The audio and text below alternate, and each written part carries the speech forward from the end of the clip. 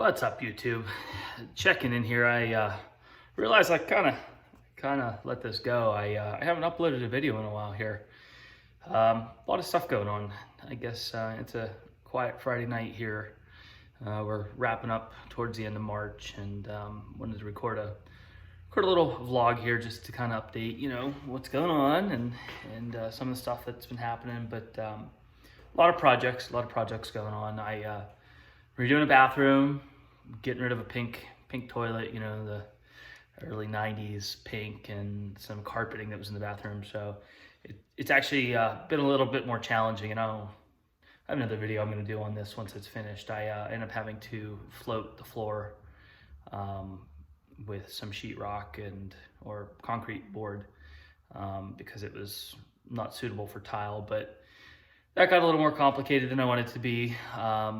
Couple things here and there just taking up time, and the world is unfolding from COVID, and things are getting crazy. Everyone's scrambling back to business, and work has just been work.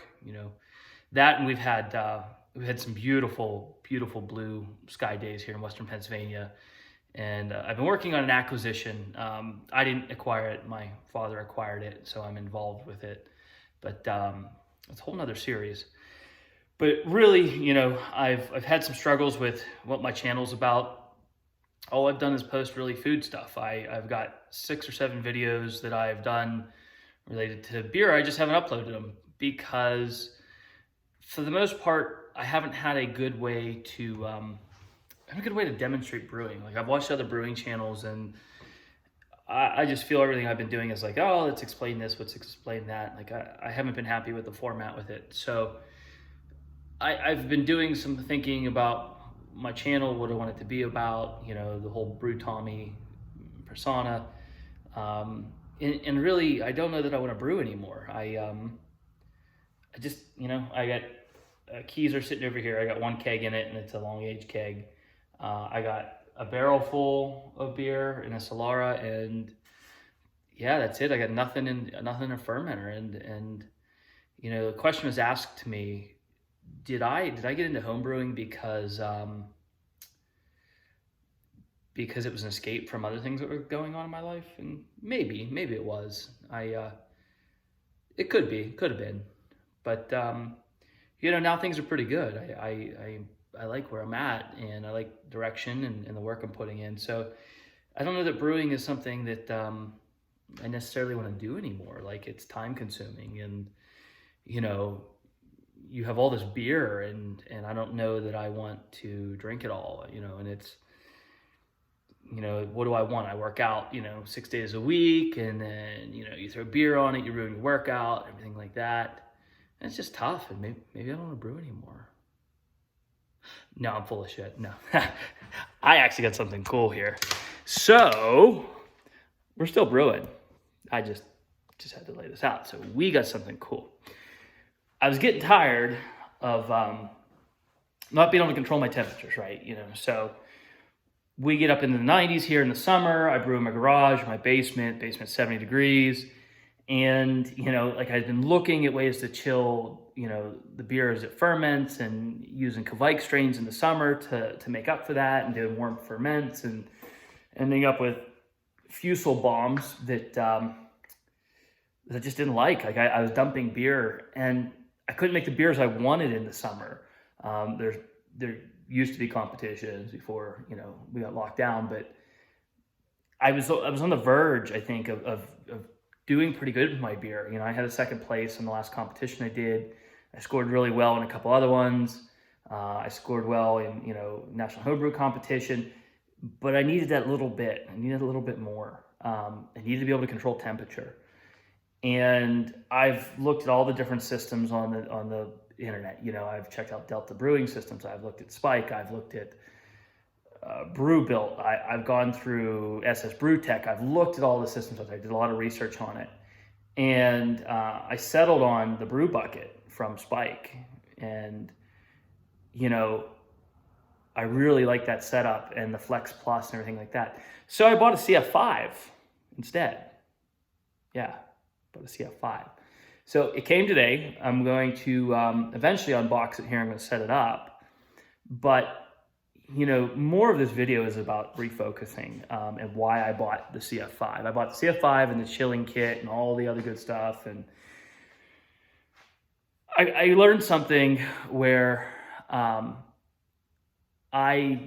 have done things on the cheap. And homebrewers, we get innovative. We do things, we're like, oh, let's build this.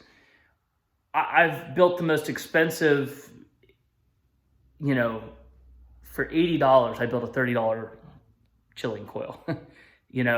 For $50, I built a $20 mash tun. We do all these things. For $300, I built a $100 keezer. And we talk about, oh, well, it's about the experience and the ingenuity. Sometimes you just you gotta go for it. And you gotta spend the money, because you're not gonna be happy in the end if you don't do it right the first time. And this is one of those things where when I look at things, Spike has Klarna, no interest financing for up to 36 months. You're playing with someone else's money. You're not paying interest on it as long as you make all the payments on time. I looked at the situation and I said, I will be happy with a Delta Brewing System bucket or their conical, or I'll be happy with the, a brew bucket. I would be happy with any of that stuff. But eventually I'd look and say, man, you paid this off in 12 months. You should have just went big. I'm even debating now, should I have gone with a CF10? I looked, I was like, oh, you should have, it's $100 more, a little bit more for fittings, whatever else like that. But you should have just spent the extra $100. Well, I have 5-gallon kegs, I typically want to have a couple different beers on. So the CF10 was a little bit overkill. And the money wasn't, the $100 wasn't the difference. Like, listen, I spent $100 on dumber things like we all do, But the point is I went with something that's going to future-proof my brewery. I don't have a glycol setup yet. That will come eventually. I'm going to use chilled water for now. But I bought the extended legs. I bought the pressure transfer. I want to be able to deliver brewery quality beer out of my home. Okay. When my friends come over and they're drinking a double IPA, I want them to ask me what hops are in it, to ask me, what did you do with your water? Everything like that. Like, I want to have beer that is top quality. I'm not satisfied with just drinkable beer. Listen, if I wanted just drinkable beer, I would go get, Hamm's or Coors Light or Miller Lite or something. I will not drink Budweiser products, Anheuser InBev. No, Anheuser Busch, Budweiser, Michelob, Busch. No.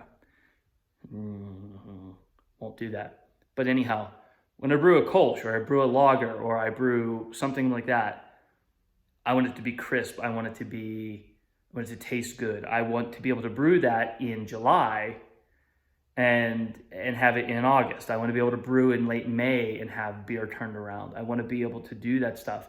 And I don't necessarily want to be stuck with certain ales, right? Like, I don't want to have to do an ale or a farmhouse Kvike strain. Not that there's anything wrong with it. I do enjoy a Kvike strain, but I want to be able to pitch, a lager strain in the heat of July and ferment at 50 something degrees. You know what I mean? Like, or even if I ferment at 60 degrees, with an ale, I want to control that. If I do a Kolsch or if I do something that really, needs a neutral yeast, I don't want to have to guess. I don't want to screw around with, draping ice bags over to try to get it down from 70 degrees because my tap water is not cold enough. I at least want to be able to get the beer down to, 65 where it needs to be. So that's why I did what I did. Long term, I will get hundreds of brews out of this. It's stainless steel. It's U.S. made in Milwaukee, Wisconsin. But yeah, I'm still here. I'm still brewing. I know it's been a while. I'm really excited to see what I can turn out with this system. The next thing, I know I'm still using an electric mash and boil for my boil, and I'm using a cooler for the for the mash. But you know, those produce wort. I mean, those two devices will produce wort. It'll bitter just fine with the boil. The next thing we're going to do is we're going with an RO system. We are straightening out our water. We're getting our fermentation under control, and we'll come back to a 220 system eventually. Hey, as long as I can boil it for 60 minutes, we're good. As long as I can mash in and keep the temperature somewhat steady, we're good. It's really the cold side that we're going to focus on here. So leave a like or comment. I will get into an unboxing video here shortly. I got a couple things going on this weekend. But yeah, this is where we're going. So take care.